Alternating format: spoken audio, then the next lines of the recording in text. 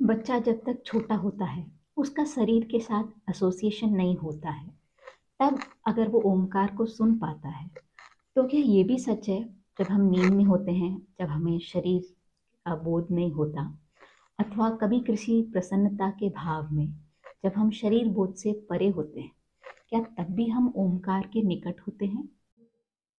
नींद में तो नहीं हो पाता, क्योंकि नींद में हम मूर्छित हो गए, तो सच्चित आनंद में से चित नहीं बचा। रिलैक्स तो हो गया लेकिन चैतन्य नहीं है, वो अचेतन में खो गया, गहरी नींद में चला गया। तो सुनेगा कौन? चैतन्य का होना तो ज़रूरी है ना, आनंद को जानने के लिए भी और ओंकार को सुनने के लिए भी। चैतन्य तो बीच में होना ही चाहिए।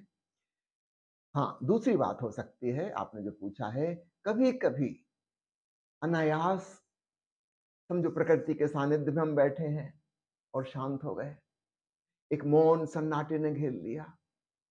एकांत में थे किसी पर्वतीय स्थल पर, चारों तरफ फैली हुई हरियाली और विराट नीला आकाश दिखाई दे रहा, प्यारा सूर्योदय हो रहा, पंछियों की चहचहाहट, और हमारे भीतर कुछ ठिठक गया,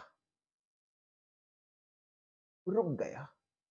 वो जो विचारों का सतत प्रवाह था, कंटिन्यूअस फ्लो, मोनोलॉग चल रहा था भीतर, एकालाप, वो टूट गया। इस सौंदर्य से अभिभूत हो जाने के क्षण में पंछियों की आवाज सुनाई दे रही थी बस, और उस समय अचानक नाद प्रकट हो जाता है। रामकृष्ण परमहंस ने उल्लेख किया है कि जब बच्चे थे छोटे, अपने पिता को रोटी देने के लिए खेत में गए थे, वापस लौट रहे थे, मेड़ पे चल रहे थे खेत में से, सब तरफ हरियाली थी, बादल छाए हुए थे आकाश में, काले मेघ, बरसात के दिन थे। वो छोटा बच्चा प्रसन्न लौट रहा है, अपने घर जा रहा है खेत से लौट के, और तभी अचानक बगलों की एक कतार उड़ी, और रामकृष्ण कहते हैं वो काले बादलों में सफेद बगलों की पंक्ति, और देख के मैं शून्य हो गया मेरे भीतर, बेहोश होकर गिर गए। बाद में उन्होंने बताया कि वह समाधि की पहली पहली झलक थी। तो निश्चित रूप से ओंकार में डूबना समाधि की झलक, प्रकृति के निकट आसानी से हो जाती है, कभी कभी खतरे के क्षणों में हो जाती है, क्योंकि खतरे के क्षण में हम बहुत ज्यादा चैतन्य हो जाते हैं। समझो आप कार ड्राइव कर रहे हैं और एक्सीडेंट होने वाला है, सब विचार बंद हो जाएंगे, इस समय कोई भावनाएं वगैरह नहीं हो सकती, सब सडन स्टॉप पे आ गए। ओशो जो कहते हैं ना, सडन स्टॉप एक्सरसाइज, अचानक रुकने की। ओशो ने जो विधियां बनाई थी कि संगीत चल रहा तेजी से, ओशो हाथ हिला रहे और अचानक रुक जाएं, और सब लोग याहू कह के रुक जाएं। बाद में याहू की जगह फिर ओशो कर दिया गया था।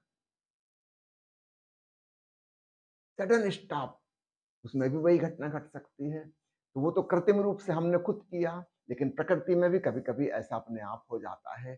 कभी प्रेम के क्षणों में, कभी कविता सुनते हुए, कि संगीत में डूबने पर,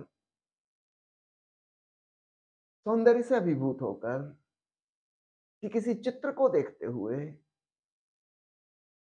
अचानक भीतर ठहराव आ जाए, मन शांत हो जाए। बस एक ही शर्त है, मन शांत हो जाए और हम चैतन्य हो। तो नींद में तो हम चैतन्य नहीं हो सकते, यद्यपि हम रिलैक्स हो जाते हैं, शांत हो जाते हैं, लेकिन चैतन्य नहीं हो पाते। तो दिन में यह घटना घट सकती है। ओशो ने तो यहाँ तक कहा है कि संगीतकारों के लिए अलग से कोई और ध्यान करने की जरूरत नहीं है, जो संगीत में डूब सकते हैं उनके लिए पर्याप्त है। तुम बाहर के संगीत में डूबते डूबते डूबते कब भीतर के संगीत में, ओंकार में डूब जाओगे, तुम्हें पता ही ना चलेगा। आहतनाद से अनाहतनाद में प्रवेश हो जाएगा। तो ऐसे क्षण हर व्यक्ति के जीवन में आते हैं। ऐसा कोई व्यक्ति नहीं है जिसको कभी ना कभी अचानक ओंकार सुनाई ना पड़ने लगता हो। वो ध्यान नहीं देता, भूल जाता है, क्योंकि उसको पता नहीं है कि ये तो बड़ा सूत्र मिल गया था, खजाने की चाबी मिल गई थी, इसको पकड़ लेता तो परमात्मा में लीन हो सकता था, द्वार खुल गया था मंदिर का। लेकिन चूंकि वो उस रिकॉग्नाइज नहीं कर पाया, पहचान नहीं पाया कि प्रभु मंदिर का द्वार है, वो चूक जाता है। तो ऐसा कोई व्यक्ति नहीं है जिसके जीवन में कई बार परमात्मा की झलक अनहदनाद ना अवतरित होता हो।